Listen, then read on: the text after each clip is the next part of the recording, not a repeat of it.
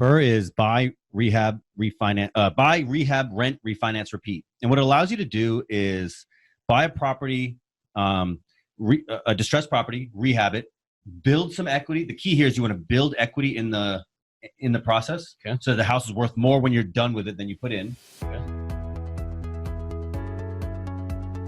Welcome to the Infinite Wealth Podcast, where we teach clients how to build wealth and create passive income without the risk of Wall Street. Welcome to the Infinite Wealth Podcast. I'm Cameron Christensen, along with our co-host, Anthony Faso. Anthony, how are you today? Doing good. Looking forward to this podcast today as we learn about the BRRRR method.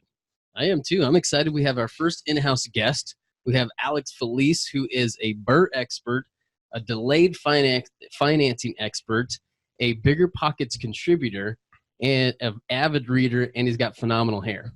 Truth. All true. Welcome, man. Thanks for joining us today. Thank you for having me. Very happy to be here. Absolutely. Let's dive right into this. The introduction was a BRRRR expert. Can you tell our listeners what the BRRRR strategy is in under that real estate umbrella? Yeah, BRRRR is buy, rehab, rent, refinance, repeat. And what it allows you to do is buy a property, a distressed property, rehab it, build some equity. The key here is you want to build equity in the process, okay, so the house is worth more when you're done with it than you put in. Okay. And then you go to a bank and you take out a cash out refinance loan.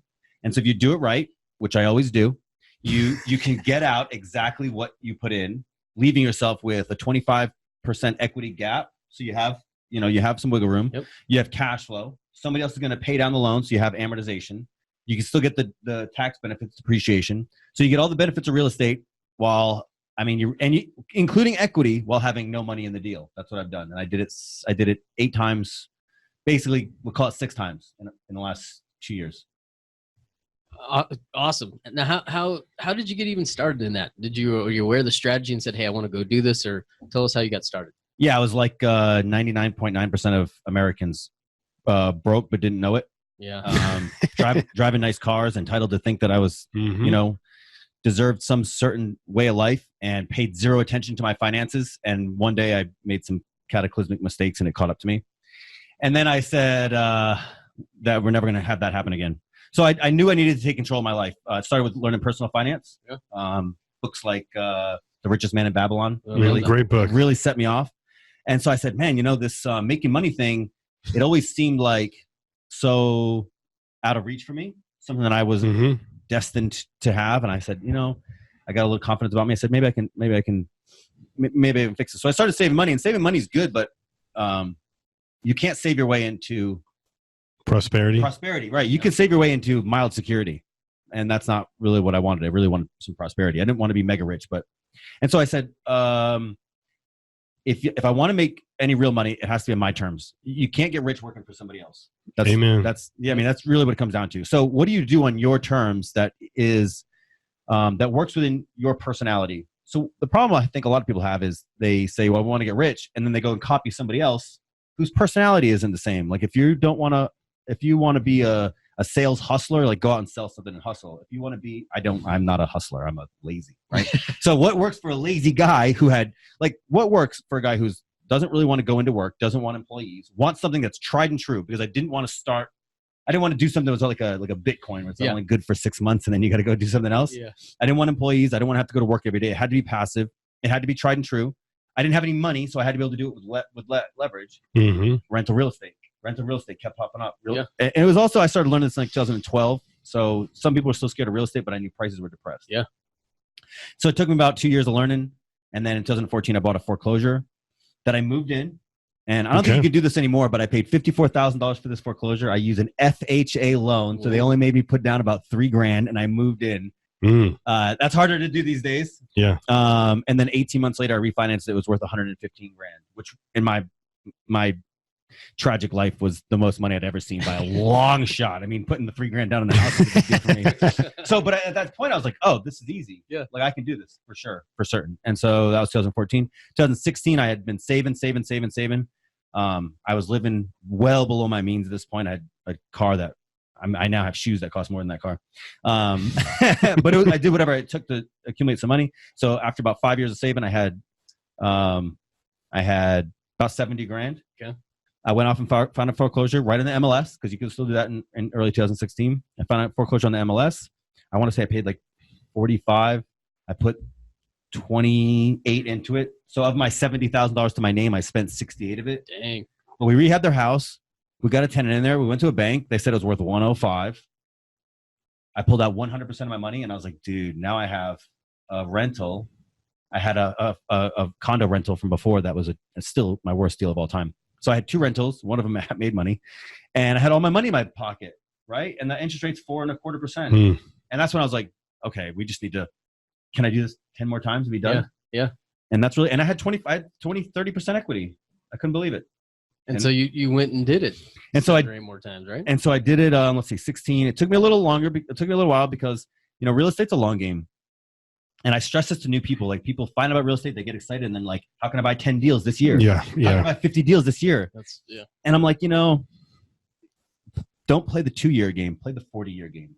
It really works out way better. Like, play the 40-year game. It really works out better, especially like everything I have is 30-year mortgages. You have to think in terms of 30 years. Also, with debt, there is a risk. There is risk with debt. It's not a risk-free operation. So if you over leverage and you get hung up, you got no outs. So like, slower is better. And plus, even if you have $300 cash flow, if you had 10 properties, that's only $3,000 a month. That's not, you're not life changing. You're not. Yeah, I mean, it's a slow game, right? Yeah. So it took me a little while. I think in 2017, I moved here to Las Vegas, and I bought my first one long distance. Okay. I bought this house. Nope, my contract didn't even see it. Wow. I bought this house just off the MLS pictures. There was weeds coming through the walls. It was tragic. I paid for everything. I paid for the house. Wait, so that was your second or third one? That was it ended up being my 4th house because I had 2 rentals, and the house that I lived in, I turned that into a rental. I moved to Las Vegas. Yeah. So I had 3 rentals there, and then I bought my first one long distance out here. My contractor didn't see it. The realtor didn't see it. I looked in the pictures. It was like $33,000. I said, how bad? How much trouble could I get in? I was thinking this mindset of, man, I've been successful. I can rule the world. Now I can conquer the world, right? This confidence of kind of rolling into that property, I would imagine. Yeah, there was a lot of confidence because I had done it before now. I'd rehabbed 2 properties. I knew houses because I had built houses with my uncle in the past. So if you have experience building houses, it helps tremendously, just so you at least know, like, baseboard costs $1 a square foot. So when somebody tells you it's $10,000, you're like, hey, look, dude. Yeah. So having some experience in houses certainly helps. So I found this place, and I said, okay, we're gonna do something a little different this time. I knew it was gonna need some rehab. My contractor goes over there. He goes, you bought this house already? I said, yeah, I already own it. He goes, well, what if it's terrible? I'm like, well, that's why I got you. You're supposed to save me. So, but before we closed on that house, I did something new. I used this thing called delayed finance, which is something that not many people have heard about. Delayed finance is right on Fannie Mae's website. You can go there and look at it at any time. It's a Fannie Mae exception, and all it says is you can reduce the 6-month seasoning, because when you go get a cash out refinance, they're going to want to make sure you've owned the house for 6 months. Okay, and that's to prevent people like me driving up foreclosure prices to retail prices too quickly and artificially creating weird fluctuations in the market. So they say, okay, let's just, also there's risk for the bank built in. And so they say, okay, you need 6 months, but we'll take the 6-month seasoning out if you promise not, we'll promise. Well, we're not going to allow you to finance more than what's on the HUD. Now the HUD one is the settlement statement. Every time you buy a property, you're going to sign one. And on line 120 at the top of the HUD is basically how much you paid for the house plus any ancillary costs. Okay. And then below that, it's gonna be like you're gonna pay out taxes and your earnest money, and so then the last line is balance owed. So that line 120 is basically what you paid for the house. And so what I started doing was I just went to the second page of the HUD and I put my rehab costs on it. Now I paid for my rehab up front, all in front. So not a lot of people can do this, and delayed finance will not let you use borrowed money. So there's exceptions here, but if you have actual really your cash or equivalent, like a HELOC, right? It has to be your money. And you have to pay for everything all up front. So those are the 2 downsides. But the third house, I wrote the check for 71. It came out to, I think, $70,000. Okay. The third one, I wrote the check $70,000. It went to them. 35 of it went to the contractor all at once. 35 of it went to the seller. And I was out $70,000, and the house we just closed on. Oh, okay. I got you now. Yeah. And then what they say is, as soon as you have a tenant, you can refi. Right? Oh. As soon as you have a tenant and a lease in place, you have a refi. So 6 weeks later, the house was done. We went and got a loan. We got a tenant, and then we got a loan right away. And I think it took me I think that one took me 2.5 months. The next one I did in 9 weeks. Oh, wow. From the day that I closed the house to the day that I got my money after even the 30 days of financing. 9 weeks it took me to get from the time I closed on the house settlement statement to the time I had 100% of my funds back in my pocket with equity. and then by that time I was like, okay, do 5 more. Then my house here, I had 9 mortgages. You can only have 10 mortgages with Fannie Mae. And at that point, I needed to do something that was too easy. I needed to do something harder. Okay, Alex, man, I'm literally scratching my head because that was very interesting. So just to make sure that I understand and Cameron understands really is that what you did on that house is you basically paid for your rehab costs up front. Yeah. So the HUD or what kind of the purchase price included the expenses or the estimated rehab costs. So you paid it up front and then the money went to the contractor. And then because of that, you were able to do that refinance off of the higher number as opposed to what you purchased it. Yeah, I'll be honest. It's kind of against the spirit of the rules. The spirit of the rules is you're not supposed to get the rehab money out. Yeah. But the spirit of the rule is not what it's written. What's written is it's 100% of what's on line 120 of the HUD. Okay. So I take advantage of every loophole that I can get my hands on. No, interesting. Okay, so go ahead. So then this just was too easy for you? Well, look, you can only get 10 Fannie Mae mortgages. Right. So my original plan with real estate was to buy 10 houses in 10 years. Okay, I got 8 in 3. Dang. And I went from a guy who, was always broke because of poor decisions. And, when your finances are poor, your confidence is poor. Right. And when you're always broke, it's like, how do you think you're going to act? How are you going to act that you're going to now be rich? Right. Because you have to act as if, want better, be better is what I say all the time. So I started getting a little confidence about me. And I said, man, I thought that it would take me 10 years to get 10 houses and then I'd be in really good shape and I could retire. And then I ended up getting 8 houses in 3 years, not even. And they're good deals. They all cash flow. I mean, they're all nice. The CapEx is done on all of them. I mean, I was in really good shape and I had a bunch of cash in my pocket. Mm-hmm. And I said, well, Fannie Mae's not going to let me get 10. And then also, when you start looking at it, there's an economies of scale problem with single family homes. Like you certainly don't want to own 10,000 of them. Yeah. 10,000 doors, 10,000 roofs. Yeah. Well, how many do you want to own? How about 1,000? Like, no. How about 100? No. 50 single family homes. You want that?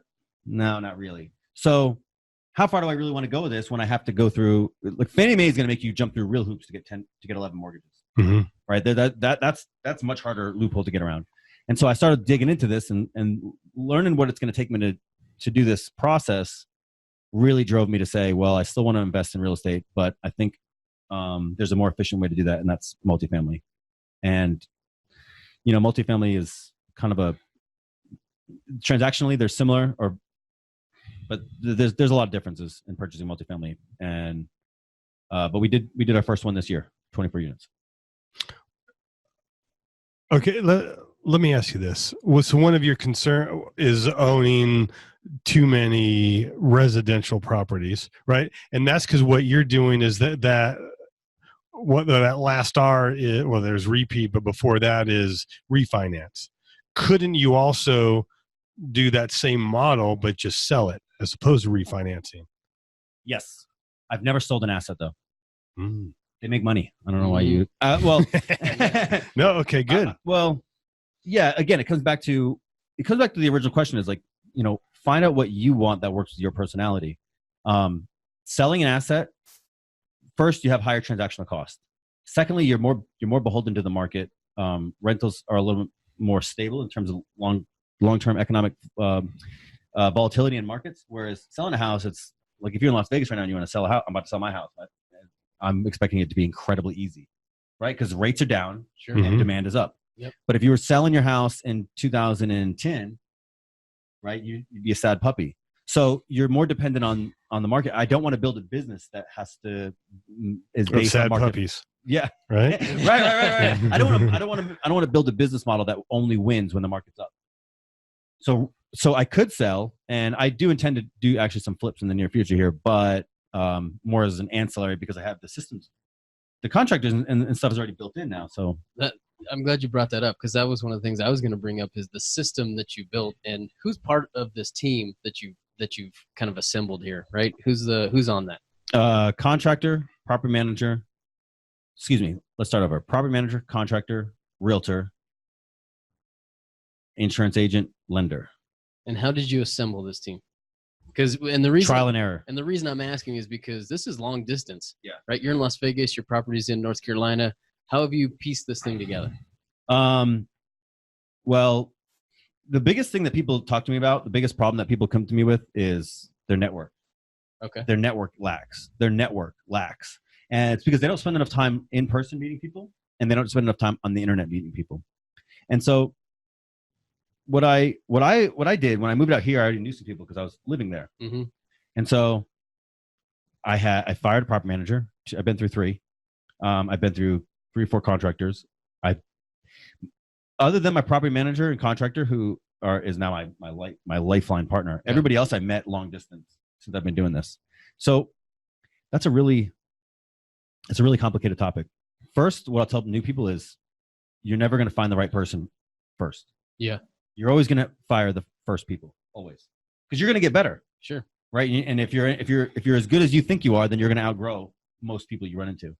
So what I'll tell you is, like, finding people, find them however you can. And then, have you ever heard the phrase slow to hire, quick to fire? Absolutely. Well, like, breathe it, live it, my friend. Like, find somebody that you think is going to work. Hire them, do the best you can. Find people with aligned goals. That's my biggest one. Find people with aligned goals. Like, if you find somebody who's been doing contracting for 20 years and it's your first one and they're taking you on, how come they haven't outgrown you? Right? What you really want, if you're new, you probably want somebody else that's new so you can grow together. And you don't really deserve somebody great when you're new. Like, nobody. I mean, nobody good. Yeah. I mean, nobody good is going to screw around with the guy who's just getting into his first rehab. Doesn't know what he's doing. Sure. I mean, you might get lucky. I just mean don't plan on it. So, maybe hard to hear, but that's true, right? The real good contractors in Las Vegas are working on Project Neon. Sure. They're not going to give you a one house. Yeah. Rehab. Do you know what I'm saying? Absolutely. Right. So you got to understand where you're at in the cycle, and then what I'll tell people is, like, plan to get better. You're not going to be good in your first one. Maybe by the 5th one, you'll start getting some chops, and then you can rehire. Like, yeah. So what are some things you would look at in interviewing or getting to know a management company? It's hard for me to give advice here because I have a natural talent I'm like a human lie detector. I read people really well. So what I'll say is, you need somebody, right? First start with the knowledge that nobody's going to care about your property more than you. Right. So it's like anybody you get, it's going to be their second preference priority. It's going to be it's never going to be their first priority. So people are like, hey, this person's not going to care about it like me. It's like, yeah, that's part of how it works. Yeah. So a lot of people have trouble giving up any control. Yes. Right? They're like, I don't want somebody else to manage it. What if they don't do it like me? It's like, yeah, they're not going to do it with like you. The whole point is for you to go do something else to free your time up. You read that book, The E-Myth? Yes. I have not. It's like, work on the business, not in it. Okay. Don't having those systems. Yeah. Like, you're going to get somebody, you need to get somebody that's 80% as good as you. And then just volume, right? Get 10 properties and you won't have to worry about he doesn't do the thing that right. As far as interviewing people, it's hard. Like, most of the time, in your gut when you hate somebody. Find somebody you can get along with. Like, like most of the property management contractors that I took, I knew deep inside, I'm like, well, they're not the right person, but I need to get this thing going. Mm-hmm. And that's something that every real estate investor goes through. They're like, I need to get this thing done. I need to get it going. I need to get somebody in there so it gets moving. And it's my first month and I'm nervous, so I just want to get a tenant. And all these sacrifices you make in your gut, you're like, I shouldn't, but I'm nervous about, the place not being rented or the rehab not going right. It's like, those make you make sacrifice in the people you hire, and it inevitably turns into regret. So go a little bit slower. If you got to meet with somebody 2 or 3 times, get a lot of referrals. your network. Find somebody that has properties in the area that you want to invest that has been successful, and get their property manager. Okay, that sounds great advice. How would they find that person? The internet. Okay. Little more specific. Is there Facebook groups, meetup, or? Yeah, all of them. So what I tell people is, even if you invest, like I invest all long distance, right? But I network here incredibly often, like all the time. I'm at networking events, because there are other people who live here who invest in Fayetteville, right? There are people in your town that invest in the town you want to. I almost guarantee it. Facebook is a big one, right? There's a Facebook group for anything. How many Facebook groups for real estate in Las Vegas are there? 1,000. Yeah, more, a couple hundred at least. Yeah, right. There's like so many that it's almost useless to go through them and look at. I mean, there's just too many, right? Yeah. Well, that's how it is everywhere. If you want to go, like Indianapolis is a huge rental real estate place. I know 5 people that invest in Indianapolis. So if you want to invest in Indianapolis, you hit me up, right? Like it's not that hard to find. If you're looking, go to BP, go to Bigger Pockets, and you can search by keyword by the city. So you're like, I want to invest in, Kannapolis, north of Charlotte, Kannapolis, North Carolina. Every time Kannapolis pops up, you'll get a ping, and then you can just email people. Like what I tell people is like, email 40 people in the town that you want to invest in, and you'll make a best friend, guarantee it. But you got to be able to, some people are afraid to send emails. That's a hard one to get over, I guess. Well, yeah, if you're scared to send an email, maybe investing out of state's not for you. Yeah, it's a people game. Well, I'll tell you, I talk about this. This is the most common thing I talk about. People email me from my website and they ask me, how do I increase my network? I'm shy. And I get it. I started off as a very shy kid. I know it doesn't seem so. Yeah, I can't believe that. I know, but that's how I'm so confident. It's a testament to like anybody who's shy can overcome it. It's just a little bit of, it's just on the outside of your comfort zone, baby. You just got to get a little, you just got to like, emails aren't so scary. You got to try a little bit, but once you overcome it a little bit, man, then it starts snowballing so bad. Yeah. One thing I was going to bring up is you've got a pretty good portfolio of properties. How passive is what you're doing? How much time in a week are you contributing to this or devoting to it? So when I first started, I knew that, like I said from the beginning, I knew it had to be tried and true. It had to be passive. I like doing real estate, talk about real estate, help people buy real estate, but I only want to do it when it's on my terms, right? If I wake up in the morning, like, I don't feel like doing nothing today, then I don't want the machine to stop because of my laziness. That's not how I designed it. So from the very start, I knew I had to outsource all property management. And so that's one thing I recommend. I also outsource all rehab. Like, I wrote an article for VP, one of my first ones, like DIY is dead, outsource everything. Mm-hmm. And so people have this tendency where they like, well, I'm new at it, so I'll do my own repairs and I'll do my own property management. And that's really good to have the experience, do some repairs, do some property management. But if you can't afford to hire it out, then then the property's not right. So make sure that you can afford to hire out the property management from the very start. Make sure you can find somebody you can work with that, I don't like to say the word trust, but has aligned goals.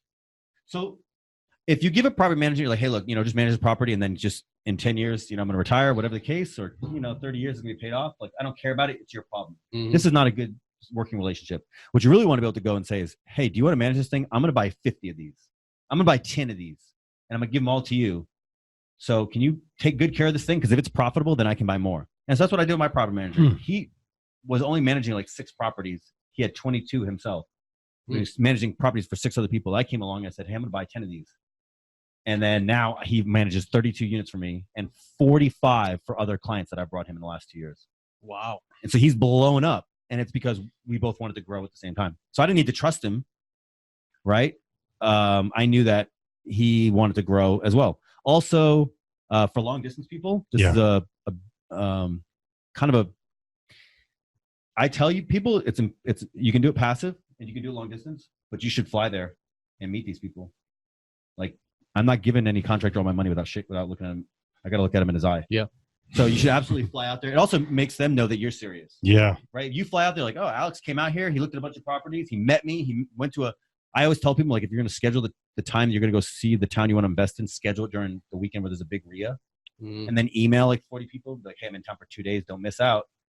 And so you're there and you're like, dude, look how they see you and they're like, look how committed he is. Yeah. He came in, he showed up, right? He's a real deal. Shook my hand. Now he's going to go back. Now I want to take care of this guy's property because I know him. Yeah. Instead, it's just some email from John from, at yahoo.com. Yeah.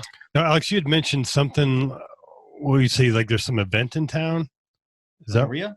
Yeah. Could you explain to Cameron what that means? I'll try. All right. RIA is Real Estate Investors Association. It's kind of they're all over the country. It's a franchised real estate group, and they've been going on for decades. It doesn't have to be RIA, but that's the kind of the colloquial term for any real estate meet. But if you go to BiggerPockets, if you go to meetup.com, if you go to Facebook groups in your town, there will 100% inevitably be real estate meetings in the area. So what I say is, like, find a weekend where you can line up with 2 or 3 property managers that you want to meet, that you want to vet, 2 or 3 contractors, maybe a lender or 2, and there's a big RIA in that town. Email all these people, and then make sure they know you're only that you're only in town for that weekend. Then you need to grab a coffee or a drink, whatever the case, and just spend a whole weekend just shoving your face into these people's lives until they're like, this guy's serious, man. It works. To just backtrack a little bit, what just came to me, I just realized that you and I met on Facebook. I'm a networking monster. You would put something out there on Facebook, and I reached out and I said, hey man, let's grab some lunch. And I set a place, and you're like, no, this is where we're going because they have spicy wings. Born and raised here in Las Vegas, right up the street, actually, they got these ghost pepper chili wings that they'll put the fear of God into you. I brought some home for my wife. She had half of one, and she didn't talk to me for the rest of the day. Oh, they came and put it at the table, and my eyes started watering. I wasn't even eating it. Yeah, I ate all of them. They're amazing. Yeah, but tell us a little bit about your website. I've been to the website. It's phenomenal. Looks gorgeous. But as far as the information that's on there, there's some really, really good content on there. Can you tell us what you have on there? Yeah, so brokersofchoice.com is a website I started because I was doing well enough in real estate that I knew, real estate's not that complicated, but it can help a lot of people in the world, but it seems hard. And so I looked at this and I said, if an idiot like me can do this in so long and do so well and I have a really pretty good portfolio, and it didn't. I felt a profound responsibility to help my fellow man to do the same, because I know there's people out there that are struggling, struggling, and the answer is not as hard as they think. They just need to sink some time into understanding, like, the economics of how the real estate works. There's a ramp up time for education, but it's not beyond most people's ability. So I was learning real estate. I was doing good at real estate, and I said, I need to give back in some way. And I had other thoughts too that I wanted to share. So I started this website, brokersofchoice.com, and it was basically just a way for me to describe. I have all my deals listed on there. I put all the financials on there. I even put the HUD on most of them. It's incredibly transparent. There's no ads. There's no pop-ups. I have no affiliate links. There's no courses. There's no coaching. There's nothing. I do video chat on my website. You can sign up for free. And I found it incredibly valuable to have a place of my own that's not a Facebook, which is, maybe my page, but their platform. And when Facebook dies, do I want to start over? Right? I don't have that much activity on Twitter, but when Twitter dies, do I have to start over? Like TikTok is blowing up. Jeez. Yeah. I don't have time to try to be cool and start all these new ones. I said, I need my own spot. And I think this is an incredibly important thing for actually most people, no matter where they are in their story. They look at me now and they're like, your website's so good. I'm like, yeah, I started when I had 3 deals. Yeah. But you got to start one. That's what I was going to say. I just wrote a note down. It was talking about the heart that you have for helping others, and kind of putting your steps out there, your process that you've gone through. The first step, or the step that's scariest for most people, is that first one. Yep. And one thing that I love about your website is you go through and you read the deals. You've got the numbers on there, but man, you also document the emotional roller coaster that you go on in these deals. Yeah, narrative. That's a whole other topic, but narrative is how people learn. Like, the financials of real estate are incredibly simple. Yeah. I hate to sound so arrogant, but they're intellectually rudimentary. The financials are simple. Like, I can do the financials on one little tiny sheet. It's nothing. On your taxes, it's a Schedule E. It's one page. It's nothing. Schedule E. You're talking Anthony. Yeah. So it's nothing. The financials are not hard. It's the When I bought my first deal, I met a guy on BP actually. He flew out, I met him. We were friends for a little while. And then a deal comes across my desk one day and I was too scared to take it, right? I had the money for it. It looked like it penciled out, but I was too scared to do it. So I sent it to him. I said, Lee, take this deal down. And 3 days later, he closed on it. 3 days later, he closed on a deal that I could have closed on. He made a bunch of money. Yeah. And it burned in my head like, fear. Yeah, it's just fear. Like I was just in my own head. Like if I had somebody around that could say, yes, Alex, if you don't buy that, I will. Yeah. And so that's part of why I tell the story the way I do on the website, where sure, the numbers can help, but the numbers aren't going to give you confidence. But me telling you like, yeah, I'm insecure too. Close anyways. Yeah. Like trust the numbers. Or this is why your network is so important. Go to Anthony. Be like, Anthony, this makes sense. He's like, yeah, if you don't buy it, I will. Okay. So the narrative part of my story is important because that's really how people connect with what I'm doing more so than the numbers. The numbers, good deal, bad deal. You can't get my deal. So if I bought a bad, you might be able to get a better deal. There's plenty of better deals. My deals aren't, they're not unicorns. Sure. They're not the best of all time. They make money, but it's not the deal that I can teach you to give you confidence. It's our shared experience. Like I share the same insecurity as you do. I share the same stress and the same pressure and the same unknowns. And I'm going through the same, market changes as you. Yeah. And you can still make money, but you gotta relate to people. What's the next step for you, right? Single family residence, you've kind of maxed it out, moved on to multifamily, more multifamily. What do you see coming? Yeah. It's funny. Like I did this in 2019. I didn't really set any hard goals because I was afraid I'd, blow them out of the water. And like I you did. did your last one. And I did. Yeah, I did. I was like, I'm going to buy 3 single family homes this year. And I bought one single family home and a 24 unit multi. And the 24 unit multi was brought to me by somebody who went to my website, learned a little bit. I helped him buy 2 single family homes. Yeah. And then he brings me a 24 unit deal. And he says, I actually have enough money to close this on my own, but I don't have the talent. Mm. And I said, I am just a guy. You need confidence, Alex. But you do, right? Because you don't want to go to the sell. With multifamily, it's much different, right? With the single family, you go to the MLS, you put an offer and they accept it, whatever. But with the multifamily, it's like somebody really, they're not going to wait. They don't want to waste your time. So they want to make sure that they know you can close. And so we ended up raising money, which was a new skill for me, mostly through people that I met through my website. And so I started to get a little cocky, actually. I was like, this website thing is valuable. So then I started, over the last year, I also started writing for BRRRR.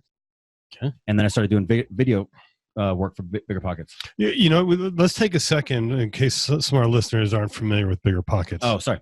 BRRRR is a online web forum and podcast around real estate investing. It's very community oriented. It's not a sales platform or a course platform. It's just an online forum community. I've been spending my whole life on web forums talking to people.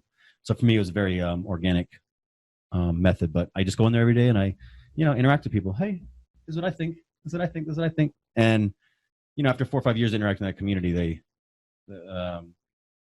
I've gotten a lot of opportunities from them.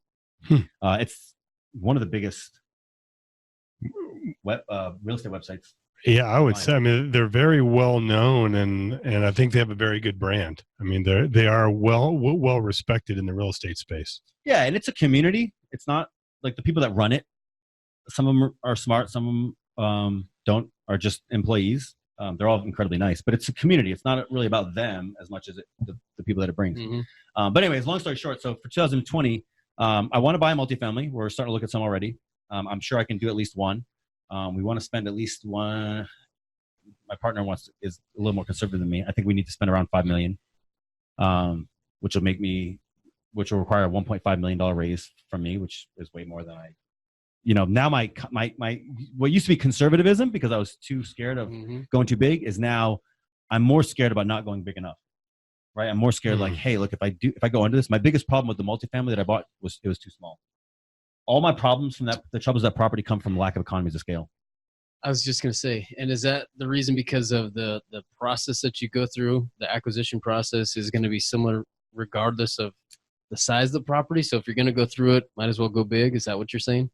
In many ways, yes. Okay. But more specifically, like interest rates scale with size. Okay. Because you get a 216 unit has less risk than a 20 unit.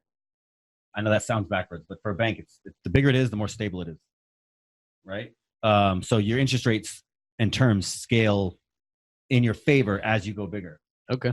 Property management scales downward with size.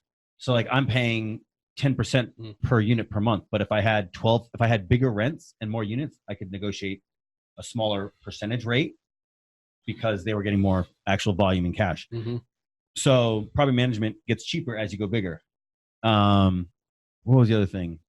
There's some others in there, but that's legal scales. Legal syndication is, call it 15 grand. Well, 15 grand on a $1 million building and 15 grand on a $30 million building, right? It's much better. It's much better on the bigger building. So there's a lot of these things that scale up with size that you kind of know when you go in. I knew, but at the same time, it's much scarier to go like, I'm going to go buy a $10 million building. Sure. For your first one. That's terrifying. And who's going to trust you? So we did really good on this 24 unit. It was a necessary foot in the door. We closed well. We're going to make money. I sent out my first in checks to investors this last October, just last month. So very cool. Congrats. Thank you. Yeah. So Alex, with like the rental properties you do own now, we're like how much time are you spending on those properties? I talk to my property manager a lot because I like to, but if I turned it off, I think I could probably do one phone call a month. So what's a lot? Is it? I talk to him 3 times a week. Okay. I talk to him 3 times a week, which is a lot for me. But I guess as far in terms of like comparing it to a regular job, right? 3 30-minute phone calls a week to run my entire portfolio is pretty easy. Now the 24 unit, I will say, takes a little bit more, and that's part of that is because you have investors. And so so this is, people want passive income with rental real estate, and that's really good. But I'll tell you, keep the money to yourself. Then you can't get as big doing it yourself. There's no way. If you want to get big, you need partners. And when you have partners, then you have responsibility to them. And so this whole not to say you can't still be very passive, but passivity, in my opinion, passivity comes second to your responsibility to your investors. So I have to sink in as much time as I need to make sure that the financials, we go over them. We've made decisions to fix any problems, and I know what's going on with the property, and then I can communicate that to investors. Now that doesn't take that much time because I have good systems in place. But right now, probably three times a week, I make a 30-minute phone call. And then once a month, I'll do a 1-hour video chat with my property manager and my other main partner so that we can make sure we know what we're going to tell investors and say, hey, look, this is where we're short. This is where we're ahead. This is what's coming. And then I'll do an investor report. But so with these properties, you're finding the deal, you're finding the contractor, and then you're finding the management company, right? So that obviously has to take some time, but also some expertise. And a lot of our listeners may not have that time or expertise. And I'm sure you've heard of the term turnkey providers. Yes. What are your you smile there. Well, Cameron knows me well enough to know that I'm anti everything. No, okay. So look, here's the thing with turnkey. Turnkey is exactly what I do. But instead of selling the property, I keep it myself. So like, I could take that property and sell you it with a 25% equity and take the 25 grand, basically sell you the house, and then. But from the operator's perspective, it makes really good sense. From the buyer's perspective, you're paying a giant premium, and you're not getting as passive of an income as you want. Because here's what is inevitably going to happen, right? I'm going to sell you Cameron's the turnkey operator, and he's going to sell you the property. You're going to buy it, and you're going to buy it at almost retail. Okay. Right? Because that's what it is. He took all the risk. He's going to take all the equity. You're going to buy it at almost retail. Maybe you'll have some equity. You're going to have a tenant in place that you don't know, which is fine. But it's going to be run by a property management that he chose. You don't know them. What happens when they piss you off? Now you're really right back to square one.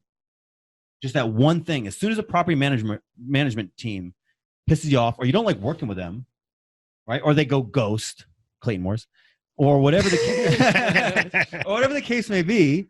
Now you're back to square one. Now you're not passive. Now you're hunting for your own property management, building your own team. And I've seen it happen. And now you don't really know the market well because you outsourced all the things that are so, like, if you just want to be a real passive investor, invest passively in a big syndication with a big established operator, or invest in REITs. Mm-hmm. But if you want to be an active investor, don't buy turnkey. Interesting. If you want to be, actually take that back. If you want to be an active investor, don't buy turnkey. If you want to be a passive investor, don't buy turnkey. If you want to make a lot of money, sell turnkey to suckers. Sorry, not sorry.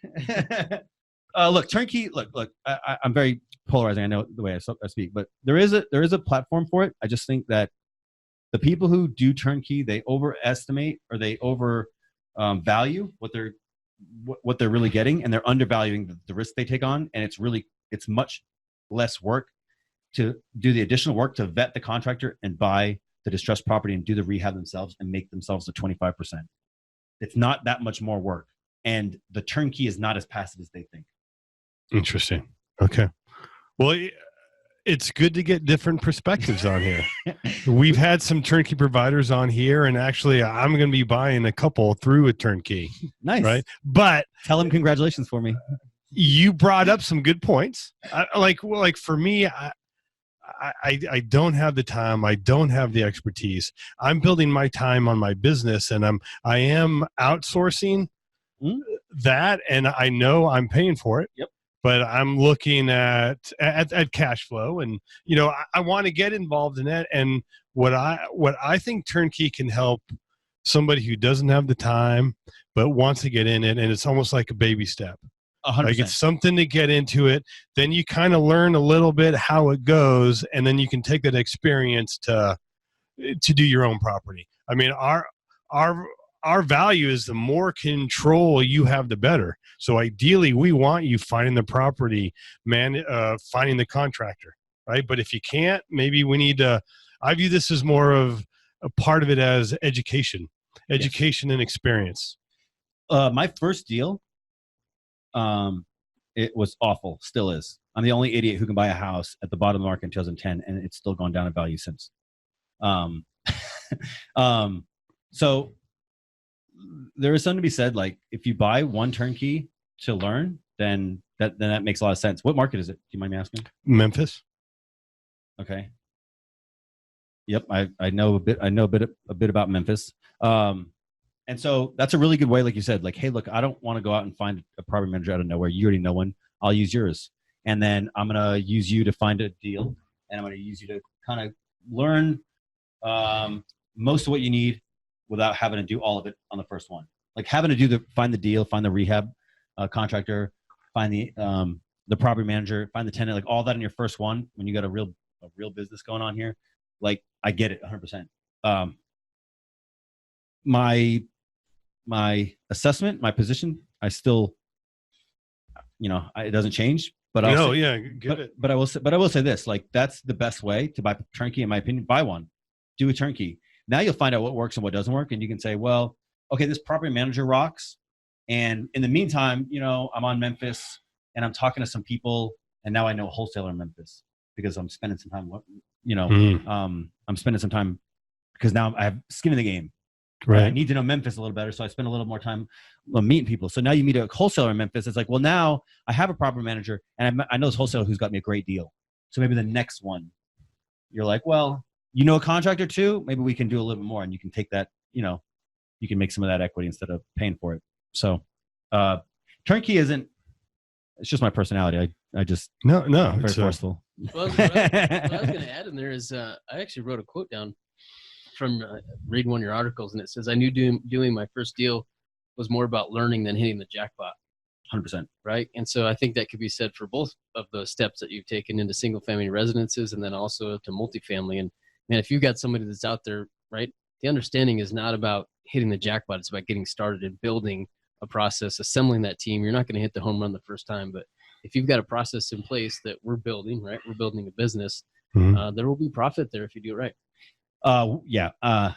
Making the decision and going through it is worth more than real estate. Kicks off cash slowly, which is good and bad. It's very forgiving in bad times, but even when it's going really well, it's like, no single deal is going to make you rich.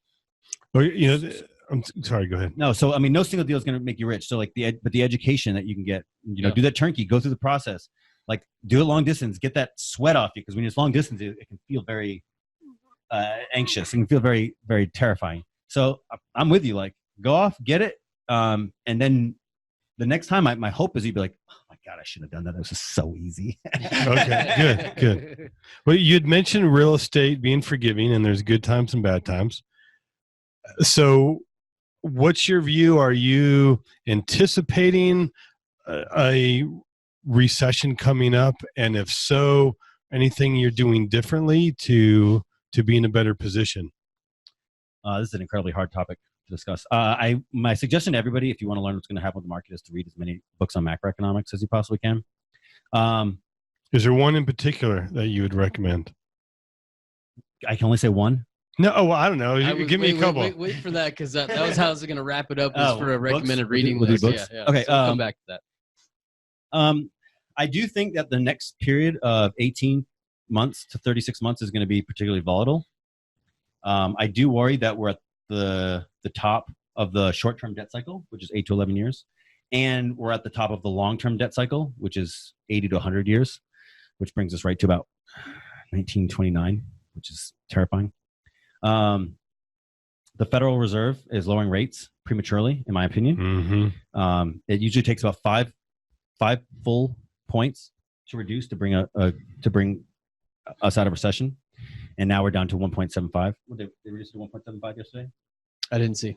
Yes, they reduced it again. So I think they're going to stop that, but I believe it'll be too late. So they also doing more quantitative easing with the overnight the packages. So what I believe that the Federal Reserve is going to start doing, I believe what their goal is to increase inflation artificially. Now, historically, this is a horrible idea in the long run, but it can work in the short run to stimulate the economy. What I think may happen, my very loose prediction, is that the Federal Reserve is going to artificially increase inflation, and cash is going to be worthless. Cash value is going to go down dramatically, while fixed rate debt is going to be paid down faster. Now it's going to be those two things. There's a lot of variables outside of that, but while everybody's saying the recession's coming, getting cash, I'm saying the opposite. Get out of cash. That's my prediction. I think fixed rate debt is going to become a lot more valuable, and inflation is going to hurt the value of the dollar. So you say get out of cash. So get one option is to get into real estate, and with inflation, that typically causes appreciation for property. Is that what you mean? Well, I only say like gold would be another good one. I bought a bunch of gold this year. The problem with appreciation with cash, and again, you get into some weird macroeconomic problems right now. Like, people keep using this thing. The Las Vegas house prices are similar to where they were the last bust, which sounds bad, but is also almost meaningless, because the home prices should, in theory, always continue to go up forever, right? Mm-hmm. The problem was we've had stagnant wages since the 70s. So I believe what we're seeing, as the economy here slows, as it has in the last 6 to 8 months, the home prices have slowed. I believe this is because we're reaching, like we said, the prices that stagnated the economy last time, that $315,000 mark for houses. How can somebody who makes $50,000 a year afford that? Amen. Well, and they can't do it. And then you exasperate that because we've been in artificially low interest rates for the last 10 years. So if you can't afford it with a low rate, how can somebody afford that when the rates hit? Well, they should be going up, but they're not. So I'm actually quite the alarmist about the economy. And that's so my predictions of increased volatility over the next 18 to 24 months is as mild as I can put it. Ray Dalio wrote a really good piece about this, the big debt crisis. Okay. Awesome. So let's kind of wrap this up and finish up here with one last question. If you had to give kind of a recommended reading list, because I know that books is my baby. You go through a ton of them. Absolutely, they're on your website. But if you had to, I don't know, maybe pick 5, 6. Anti-Fragile. Cameron just talked about that the other day. Read it twice. And then he wrote another book. Same guy wrote another book called Fooled by Randomness. This is a book that every investor should read at some point, because the basic premise of that book is that the macroeconomic movement of the market is going to attribute far more to your success than anything you will ever do. People think that they're successful. It's like, well, America was successful. Just be glad you're a part of it. Anti-Fragile. What else? Thinking Fast and Slow.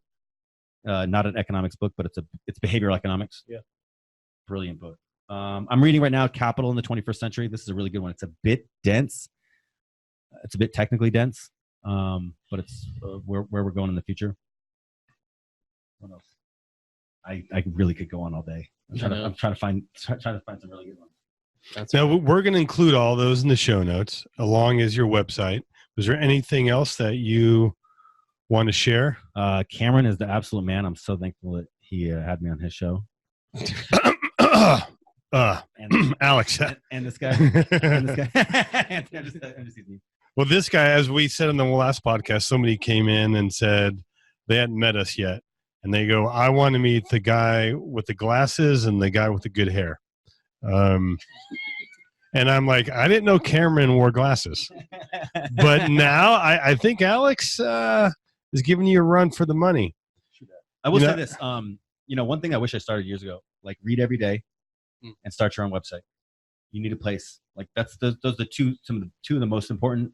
Like real estate makes money, but reading has a return on investment that is stratospherically higher. And that website, my website, just clipped 2 years. Can you believe it? It's only been 2 years, and it's going to be it's just getting started. So those are the two things I say that have really long returns on investment. That is advice that is too abstract that most people aren't giving it, but is super valuable, I think.